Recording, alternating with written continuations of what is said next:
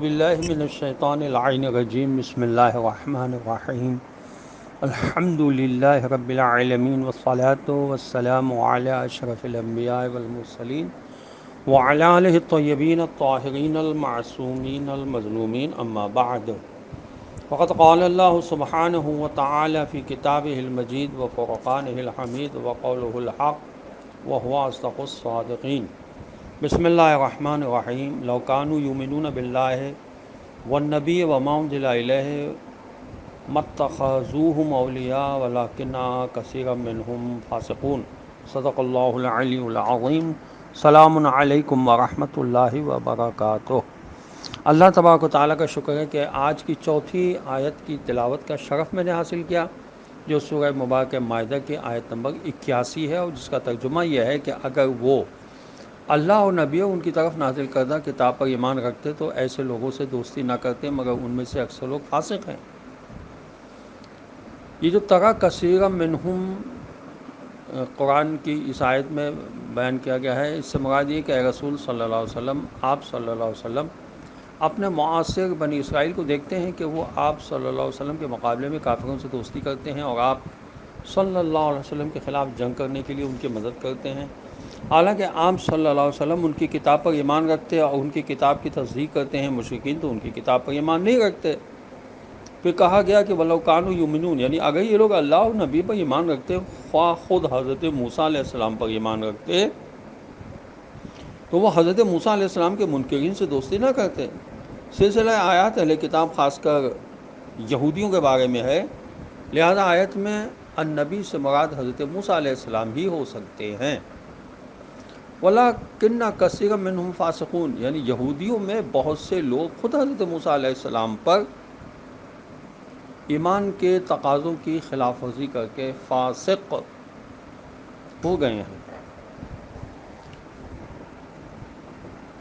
اس آیت کا اہم نقطہ یہ ہے کہ یہود اسلام کے مقابلے میں اپنے دیگر دشمنوں سے صلح کے لیے ہمیشہ آمادہ رہتے ہیں۔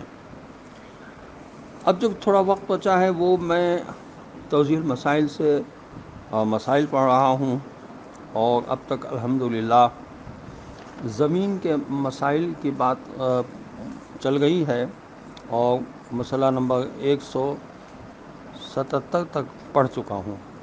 اب مسئلہ نمبر 185 تک پڑھ چکا ہوں۔ اب مسئلہ نمبر 186 پڑھ رہا ہوں کہ سورج نجس چٹائی کو پاک کر دیتا ہے، لیکن اس کی بناوٹ میں دھاگے استعمال ہوئے ہوں تو انہیں پاک نہیں کرتا۔ اس طرح درخت، گھاس اور دروازے، کھڑکیاں سورج سے پاک ہونے میں اشکال ہے۔ مسئلہ 187 یہ ہے کہ اگر دھوپ نجس زمین پر پڑے اور بعد ازاں شک پیدا ہو کہ دھوپ پڑنے کے وقت زمین تر تھی یا نہیں، یا تری دھوپ کے ذریعے خشک ہوئی یا نہیں، تو وہ زمین نجس ہوگی۔ اور اگر شک پیدا ہو کہ دھوپ پڑنے سے پہلے عین نجاست زمین پر سے ہٹا دی گئی تھی یا نہیں، یا یہ کہ کوئی چیز دھوپ کو مانے تھی یا نہیں، تو پھر زمین کا پاک ہونا محل اشکال ہے۔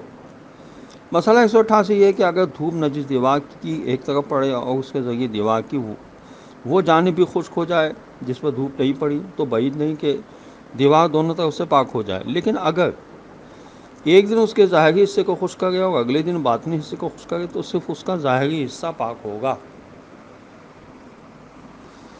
اب استحالہ کے تین مسائل بیان کرتا ہوں۔ مسئلہ نمبر 189، اگر کسی نجس چیز کی جنس یوں بدل جائے کہ ایک پاک چیز کی شکل اختیار کر لے تو وہ پاک ہو جاتی ہے۔ مثال کے طور پر نجس لکڑی جل کر راکھ ہو جائے، یا کتا نمک کی کار میں گر کر نمک بن جائے، لیکن اگر اس چیز کی جنس نہ بدلے، مثلاً نجس گیہوں کا آٹا پیسے جائے یا نجس آٹے کی روٹی پکا لی جائے، تو وہ پاک نہیں ہوگی۔